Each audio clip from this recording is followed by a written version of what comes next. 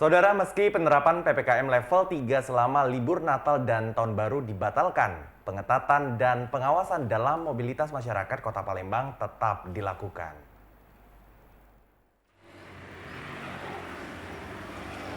Menjelang libur Natal dan Tahun Baru, Kota Palembang terus menerapkan pemberlakuan pembatasan kegiatan masyarakat PPKM level 2 hingga 23 Desember mendatang karena Kota Palembang masih masuk dalam zona kuning penyebaran COVID-19. Hal ini sesuai Surat Edaran Nomor 49 Tahun 2021 tentang pemberlakuan pembatasan kegiatan masyarakat dan mengoptimalkan posko penanganan dan pengendalian penyebaran COVID-19 di tingkat kelurahan yang dikeluarkan pada 7 Desember kemarin. Kepala Satuan Polisi Pamong Praja Kota Palembang, G.A. Putrajaya mengatakan, pembatasan ini diberlakukan pada pelaku usaha, termasuk pengolah pusat perbelanjaan dan pasar, untuk membatasi kapasitas hingga 50% dan pembatasan jam operasional hingga pukul 21 malam. Nah, ini kita tetap melakukan secara rutin, melakukan razia di jalan-jalan, pasar-pasar, mal, termasuk juga kawasan industri, terminal, dan tempat-tempat wisata. Termasuk juga memantau dan mengawasi dan melakukan tindakan dalam pelaksanaan surat edaran wali kota ini. Kalau kita lihat dari regulasi ini, kita kan zona kuning, ya 50% lah. Jadi kami mengharapkan kepada warga masyarakat agar kiranya mematuhi aturan surat edaran wali kota nomor 49 ini. Pihaknya akan terus melakukan sosialisasi dan pengawasan pada masyarakat dalam menjalankan PPKM level 2 ini untuk mencegah lonjakan kasus COVID-19 di Kota Palembang. Tim Liputan TVRI Sumsel melaporkan.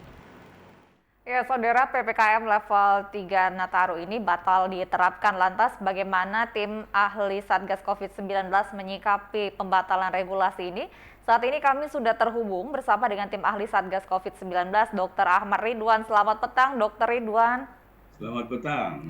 Ya, bagaimana dokter menyikapi pembatalan regulasi tentang PPKM Nataru ini, dokter? Ya, terima kasih. Jadi kalau kita lihat khusus Kota Palembang ini sekarang memang level 2 ya, atau zona kuning. Namun demikian ini situasi ini kan dinamis ya.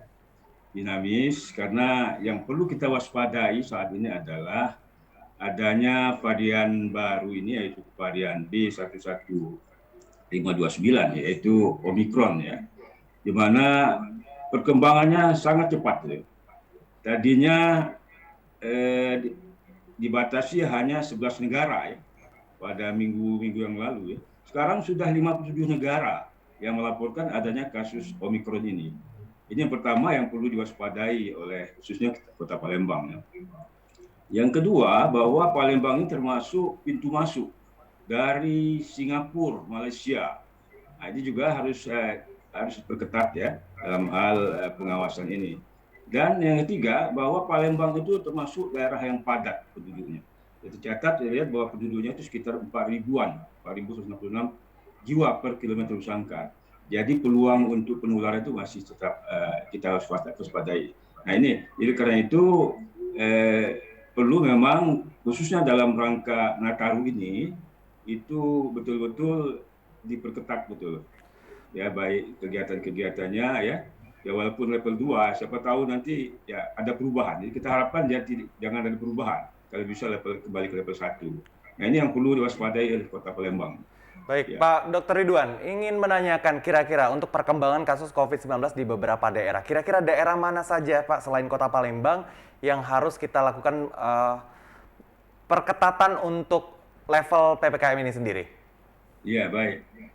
Kalau kita lihat dari data yang ada dari Kemenkes maupun dari website Dinas Kesehatan, sekarang ini yang level 3 itu ada 2 kabupaten, yaitu Empat Lawang dan Oku Selatan.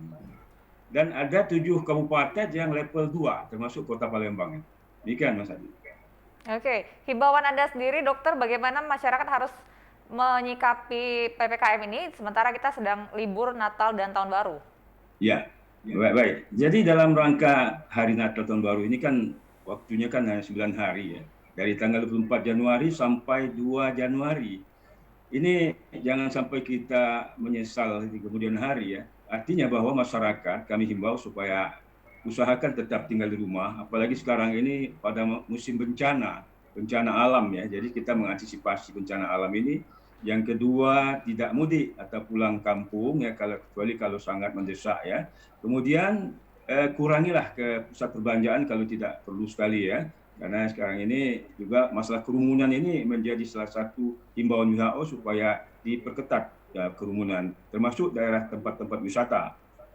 Kemudian hindari ruangan tertutup ya. Kalaupun memang akan berada di ruang tutup itu jangan lama lebih dari 15 menit ya. Apalagi ventilasinya yang tidak baik ya. Kemudian bagi yang merayakan yaitu ibadah dan merayakan Natal dan Baru Natal ini supaya ya kalau bisa hibrid ya, jadi dilakukan secara kolektif maupun atau dilakukan persekutuan di tengah keluarga ya. Kemudian bagi yang belum vaksinasi supaya segera untuk mendapatkan vaksinasi ya, vaksinasi. Dan yang terakhir tetap jaga protokol kesehatan 5M itu walaupun sudah di full vaksinasi. Jadi 5M itu termasuk di situ menggunakan masker yang ketat ya, kalau bisa 2 lapis tetap ya. Kedua, menjaga jarak minimal 1,5 meter, kemudian cuci tangan pakai sabun, menghindari kerumunan dan menghindari mengurangi mobilitas kita. Demikian, Pak. Baik, terima kasih Dr. Ridwan atas informasinya dan juga himbauannya pada petang hari ini. Selamat bertugas kembali dan jaga kesehatan. Ya, terima kasih.